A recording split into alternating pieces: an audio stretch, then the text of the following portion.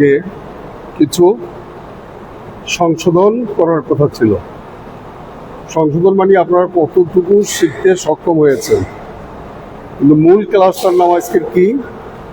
Class 2 সূরাটার নাম হচ্ছে কি? সূরা কুরাইশ। এটা বানান করে আমরা কায়দা অনুসারে তেলাওয়াত করব ইনশাআল্লাহ। আল্লাহ আল্লাহ আল্লাহ আল্লাহ। তো আজকের প্রথম প্রশ্ন হলো, তাজবিদ শব্দের অর্থ কি? তাজবিদ, হ্যাঁ, আলহামদুলিল্লাহ আলহামদুলিল্লাহ সুম্মা আলহামদুলিল্লাহ, খুব সুন্দর হয়েছে প্রশ্নের জবাব। তাজবিদ মানে হচ্ছে নিয়ম কানুন। এরপরে নিয়ম কানুনের ভিতরে 3টা গ্রুপ আছে। একটা হলো ইস্তিলা, একটা সফিরা, একটা কলকলা।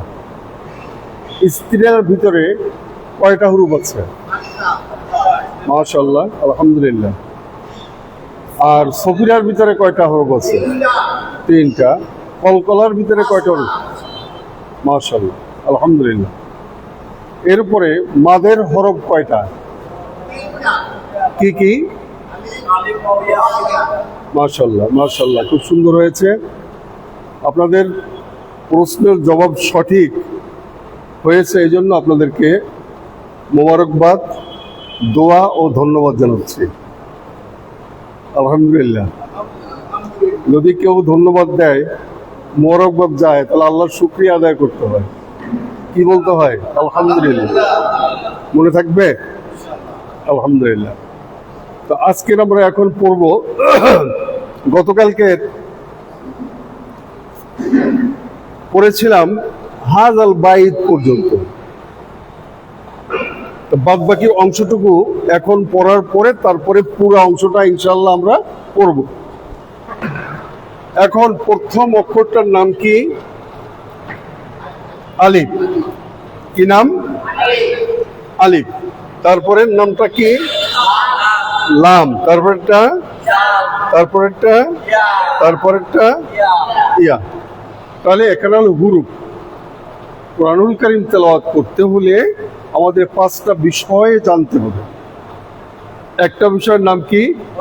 হুরুফ। তাই এগুলোর নাম কি? হুরুফ। আর এটার নাম কি? এটার নাম কি? আলিফ। এটার নাম ক।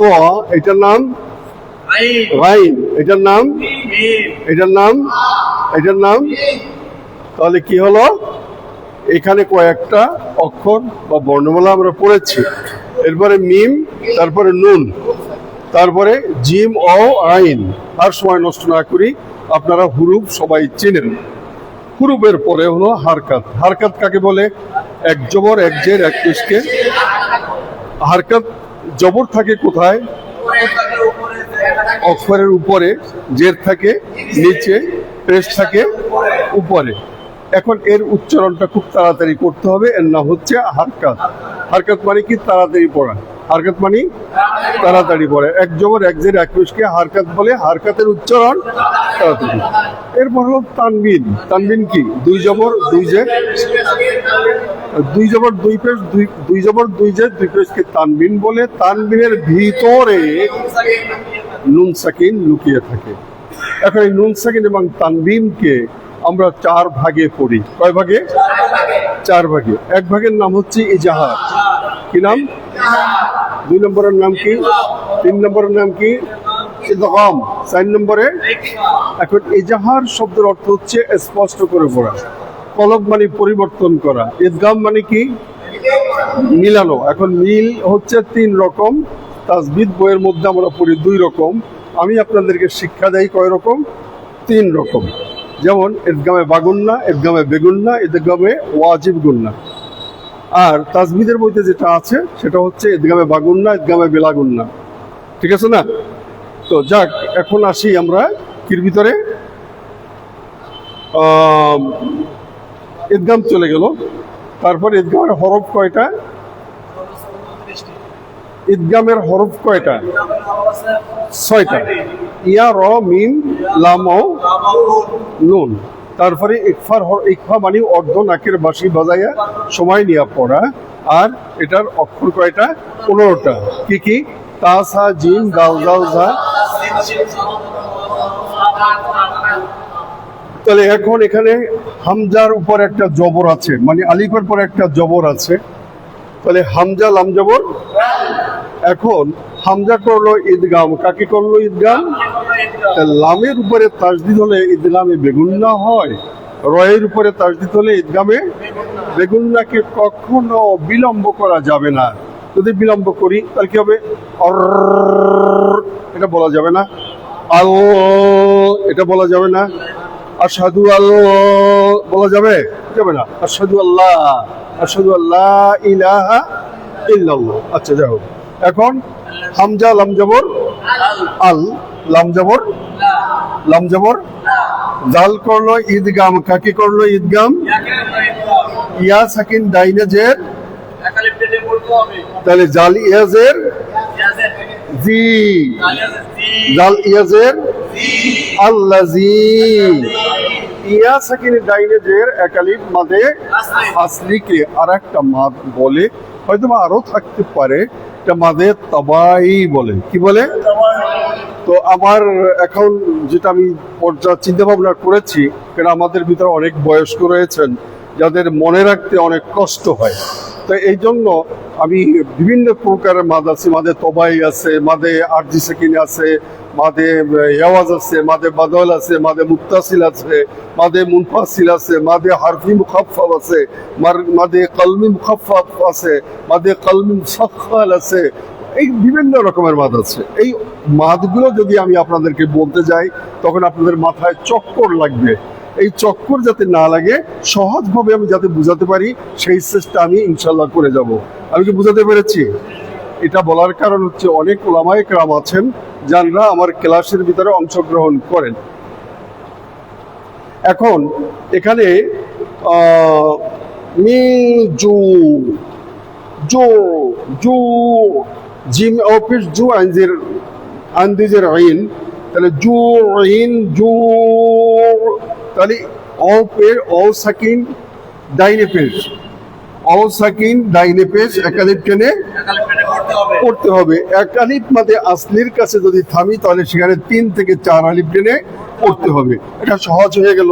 কিন্তু বাইত এই জিনিসটা কিন্তু সহজ হয়নি, এটা কঠিন। আমি কথা বুঝতে পারি নাই।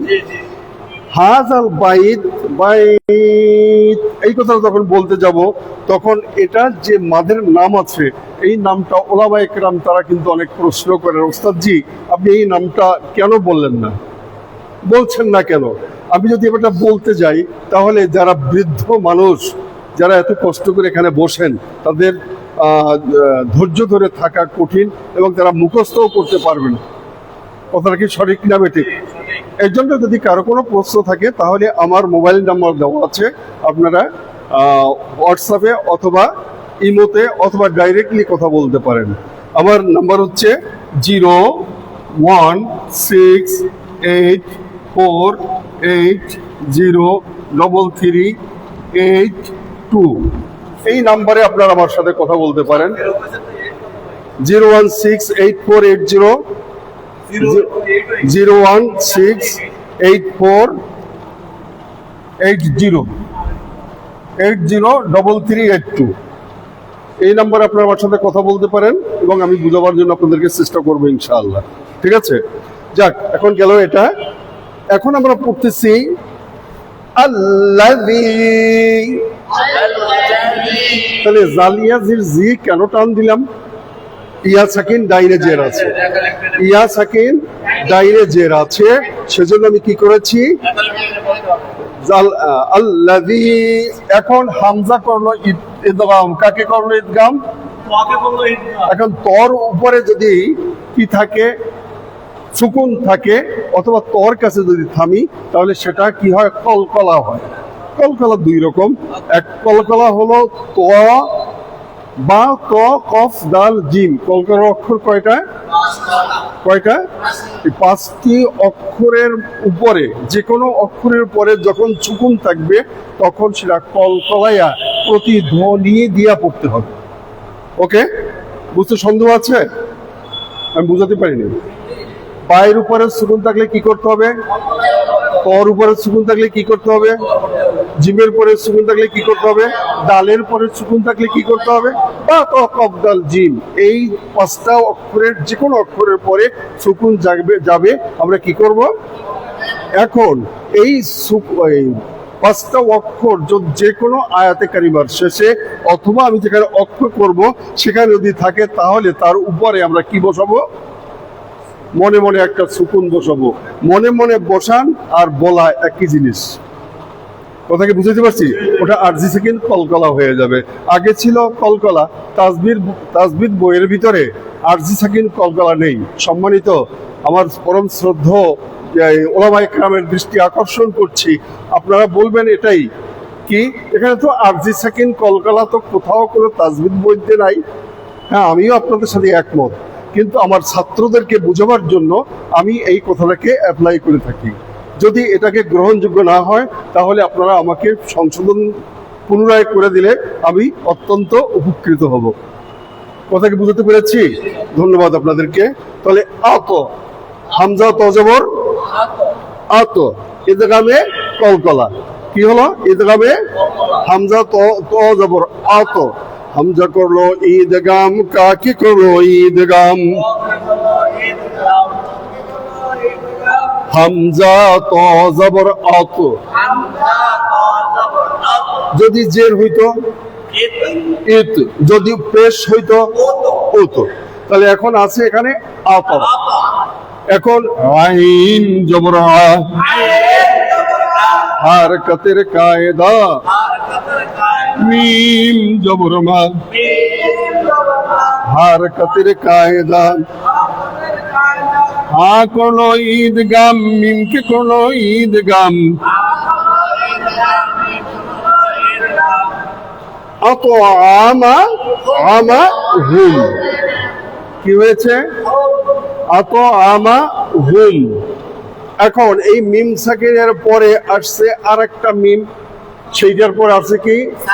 তাসদীদ। তাহলে মিমের পরে তাসদীদ হলে কি করতে হবে?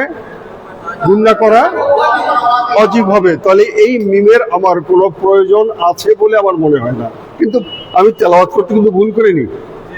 কি বলেছি? আতআমাহুম, হুম বলে, হুম বলে আমি কি করেছি? অর্ধ নাকের, সরি, পুরা নাকের বাঁশি বাজাইছি। কেন? এটা নাম হচ্ছে ওয়াজিব গুন্না। ওয়াজিব গুন্নার হরফ কয়টা? 2টা। একটা মিমের উপরে তাসদীদ আর একটা নুনের উপরে। আতআমাহুম,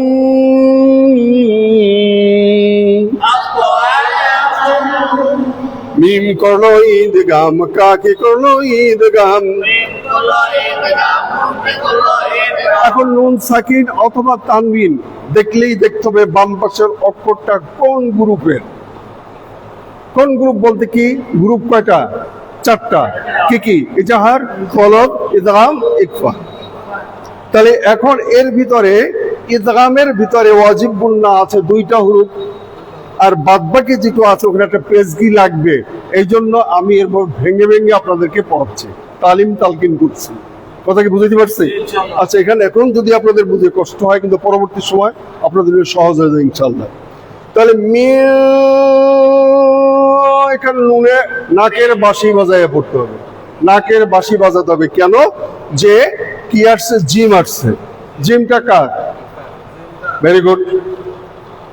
যে এই জিমটা কার? ইকফার কয় হরফ? হ্যাঁ, 15 হরফ। কি কি?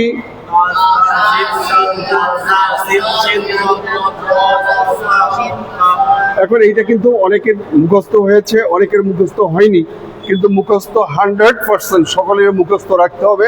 তা না হলে আপনি কখনো কোশ্চেন কালেও আপনি তেলাওয়াত করতে পারবেন না। ঠিক আছে?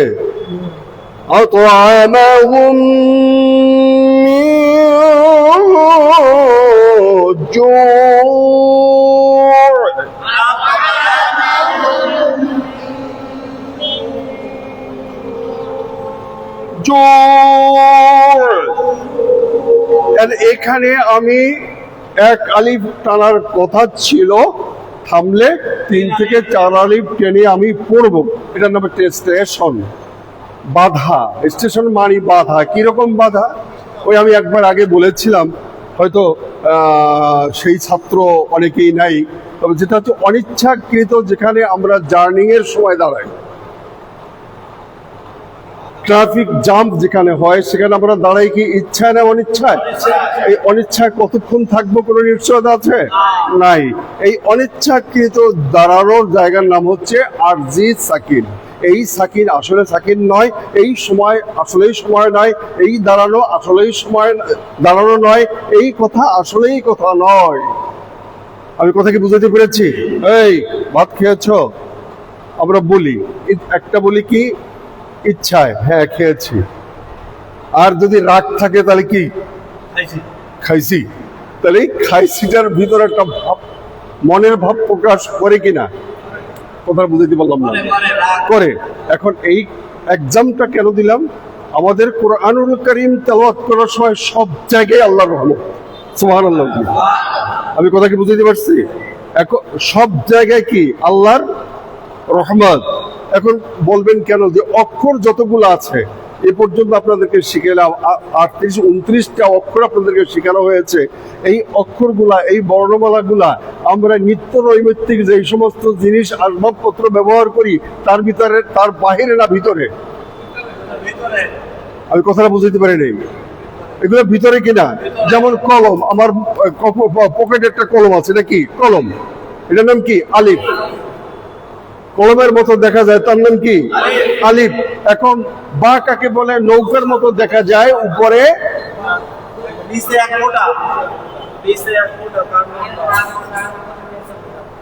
ক্লাসে থাকতে হবে, ক্লাস থেকে বাহিরে গেলে অসুবিধা আছে। আচ্ছা,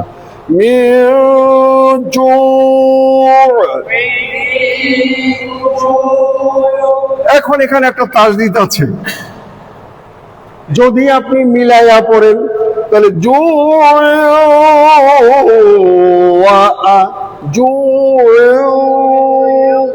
এটা হবে ইদগামে বা গুন্না। কি হবে? ইদগামে বা গুন্না হবে। এখন আপনি মিলালে মিলান, না মিলেন না মিলান। এখানে এই যে আপনার জন্য নির্দেশ এসেছে, আপনি ইচ্ছা করলে এখানে থামতে পারেন, ইচ্ছা করলে আপনি মিলাইয়াও পড়তে পারেন। যদি এখানে শ্বাসে কুলায়, আপনি কি করবেন? এখানে দাঁড়াবেন। আর যদি না দাঁড়ান তাহলে আপনি ইদগামে বা গুন্না করে পড়ে যাবেন। আমি কি বুঝাতে পেরেছি? আচ্ছা,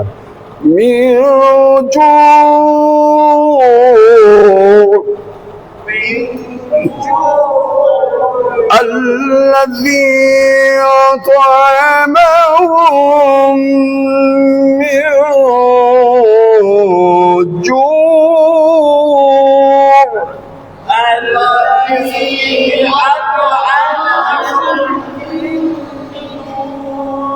واو جبر হারকতের কায়দা, হামজা খারা জবর আ, কয়েল কেটে পড়তে হবে। মিম জবর মা, ওয়া আমা, ওয়া আমা, নুন জবর না, হারকতের কায়দা। হা করলো ঈদগাম, কা কি করলো ঈদগাম,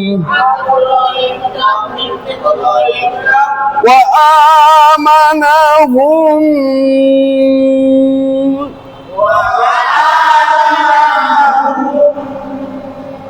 এখন মিম নুনের মিন। এখন মনে করেন এই মিমের পরে তাসদিদ নাই, আচ্ছা অনেকটা থাকতে পারেন, তাসদিদ নাই, তাহলে আপনি কি এখানে আপনি গুণনা করবেন না?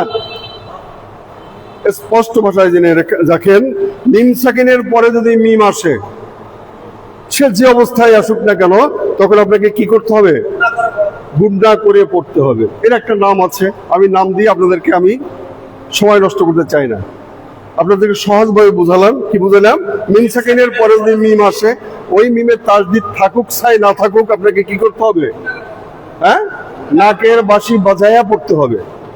ওয়া আমানাহুম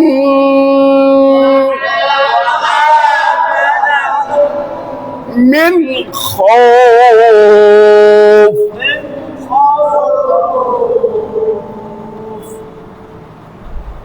এখন মিন খাউফ পড়া যাবে? পড়া যাবে? এখানে নুন সাকিনের পরে খ আসছে, তাহলে নুন সাকিনের পর আমাদের কথা ছিল নুন সাকিন অথবা তানবিন আসলে বাম পাশের অক্ষরটাকে দেখতে হবে এজাহার, কলব, ইদগাম না ইখফা। তাহলে এই খটা কার?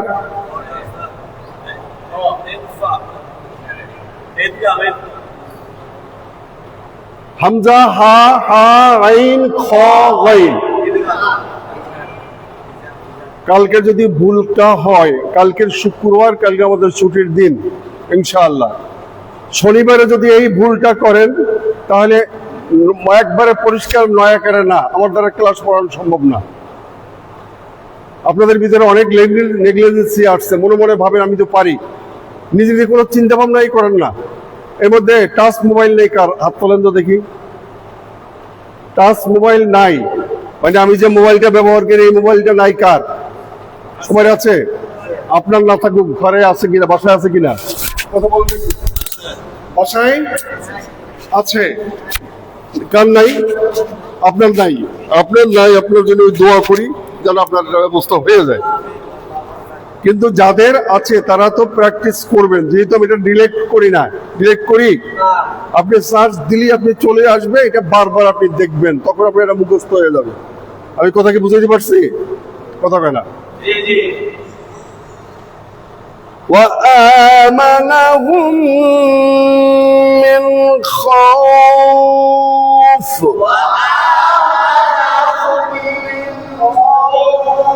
এখানে খ অজবর খাও, এখন আমি উচ্চারণ করলাম কি? খৌফ। এর মানে কি?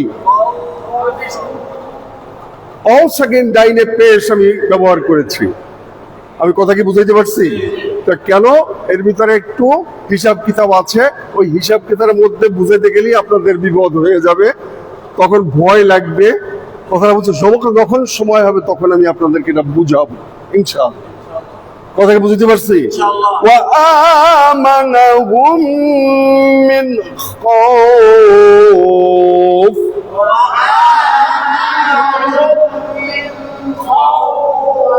الصلاة خير من النوم।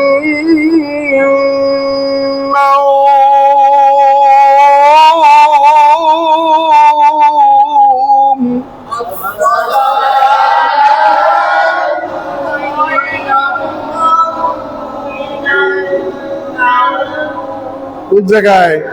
এটা কোথায় আছে? আজানে আছে। মাশাআল্লাহ। বা করো ঈদগাম, কাকি করো ঈদগাম, বা সিনজের বিস, মিম করো ঈদগাম, লাম কি করো ঈদগাম, মিম লাম জের মিন, লাম খারা জবর লা, বিসমিল্লাহ। রা করো ঈদগাম, রা কি করো ঈদগাম, হা রোজের হির, ঈদগামে বেগুন্না, রা করো ঈদগাম, হা কি করো ঈদগাম,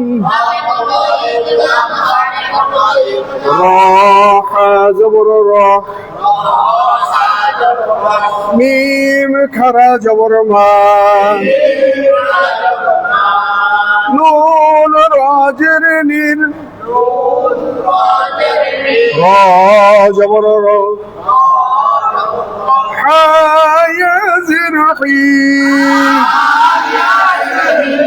মিম জের মি।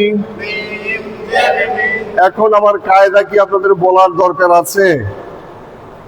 এই বা করলো ঈদগাম, সিমকে করলো ঈদগাম, এই সমস্ত গান কি আর বলার সময় আছে আপনাদের? এখন আর দরকার নাই, জিনিসটা আপনারা বুঝছেন। এটাও একটা ওলামায়ে কেরামদের অনেকের প্রশ্ন, অনেকের কৌতূহল, এটা আমি কোথায় পেয়েছি। এটা হচ্ছে আমার নিজের ব্যক্তিগত কলা কৌশল, ঠিক আছে? ক্লাসে আসলে ছেলে মেয়েরা, মুরব্বীরা, তারা কি এরা ঘুম পারে? কিন্তু আমার ক্লাসে যারা অংশ করে ঘুম পড়ার কোনো সুযোগ আছে?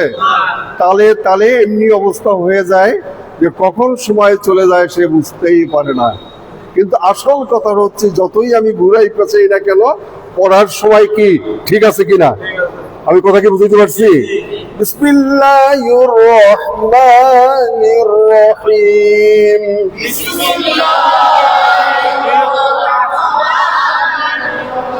লাম জের লি, হামজা ইয়া জের ই, লি ই, লাম জবর লা। এখন এখানে যে মাদ করেনি উনি কি ভালো কাজ করছেন? বলতে পারেন ওস্তাদজিকে ফলো করা দরকার, ওস্তাদজি যা বলছে তাই আমি বললাম। কথা ঠিক কিনা? আমি তো প্রাথমিক পর্যায়ে বলেছিলাম আজকের পড়াটা ক্লাস 1 এবং 2 মিলানো। 1 এর জন্য পরীক্ষা, 2 জন্য কি সামনে আগানো, এই তো কথা। কথা বলে না। তাহলে আমি যে এখানে টান দেইনি, আপনি কেন আমার সাথে সায় দিলেন?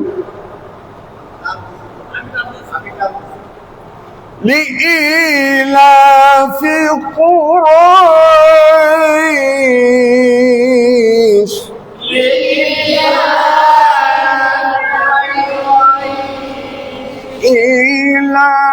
إيلافهم رحلة الشتاء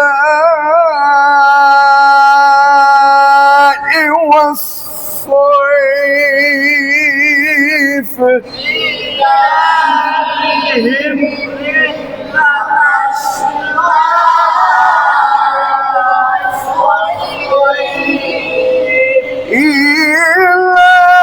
إيلافهم رحلة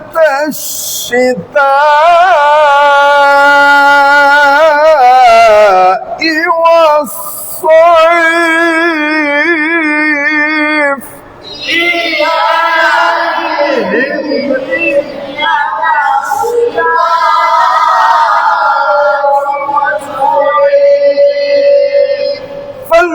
فليعبدوا رب هذا البيت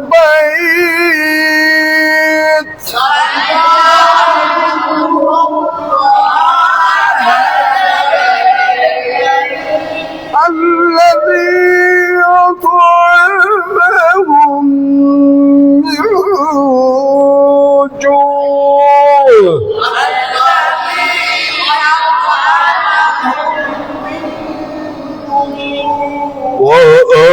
وآمنهم من خوف.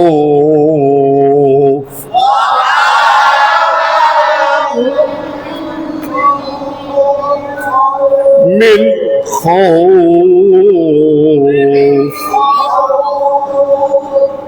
صدق الله العظيم.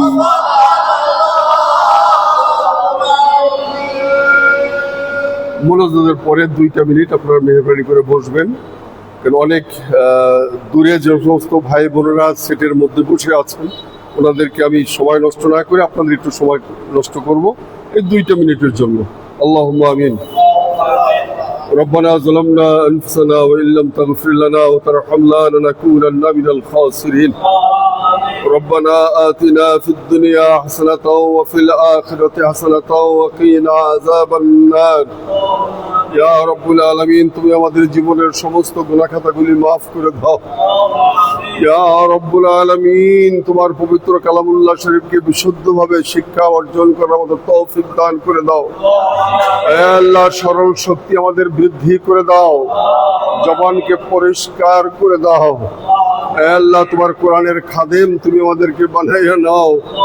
হে আল্লাহ, কবরের মধ্যে তো কেউ যাবে না, তোমার কোরআনুল কারীম যাবে। আয় আল্লাহ, তোমার কালাম যখন যাবে, তোমার কালাম যেন, তোমার কোরআন কারীম নিয়ে যেন কবরে যেতে পারি, সেই তৌফিক তুমি দান করে দাও ইয়া রাব্বুল আলামিন। এখানে হাফেজ কারি উপস্থিত রয়েছেন, আমার এই সেটের মধ্যে অনেকেই অংশগ্রহণ করেন। সমস্ত ওলামায়ে কেরামদের উসিলায়, মুরব্বিয়ানে কেরামদের উসিলায় তুমি আমাদের আজকের এই শুক্রবারের দোয়া কবুল আর মঞ্জুর করে নাও। আমাদের আত্মীয় স্বজন, মুরব্বিয়ানে কেরাম, পিতামাতা, ভাই বোন, আত্মীয় স্বজন, অনেকের স্ত্রীকে হারিয়ে ফেলেছি, যারা দুনিয়ার থেকে বিদায় নিয়ে গেছেন আল্লাহ, সকলের হাদিয়াটুকু তুমি পৌঁছে দাও। এদের সকলকে তুমি জান্নাতুল ফিরদাউস নসিব করিয়া দাও। আল্লাহ, দুনিয়া যারা বেঁচে আছে তো সকলের হায়াতের তাইবা তুমি দান করিয়া দাও, সুস্বাস্থ্য দান করো। আল্লাহ, নেক হায়াত তুমি বাড়াইয়া দাও। আয় আল্লাহ, কামাই রোজগারের রাস্তা তুমি প্রশস্ত করিয়া দাও। হালাল রুজি খাওয়ার মতো তৌফিক তুমি দান করে দাও। সম্মানজনক রিজিক দান করো, সম্মানজনক মৃত্যু দান করো, সম্মানজনক কবরের ফয়সালা তুমি করে দাও। আল্লাহ, কবরের যত আযাব আছে সমস্ত আযাব থেকে তুমি আমাদেরকে হেফাজত করো। আয় আল্লাহ, আগামী কালকের উত্তরবাড্ডা খানকা শরীফে আল্লাহ মাসিক মাহফিল, এই মাহফিলকে তুমি মেহেরবানি করে কবুল আর মঞ্জুর করে নাও। আল্লাহ, আমরা যেন যেতে পারি, অংশগ্রহণ করতে পারি, সেই তৌফিক তুমি দান করে দাও। ওয়া সাল্লাল্লাহু তাআলা আলা খায়রি খালকি মুহাম্মাদিন ওয়া আলিহি ওয়া সাহবিহি আজমাইন বিরহমাতিকা ইয়া আরহামার রাহিমিন। আসসালামু আলাইকুম ওয়া রাহমাতুল্লাহি ওয়া বারাকাতুহু।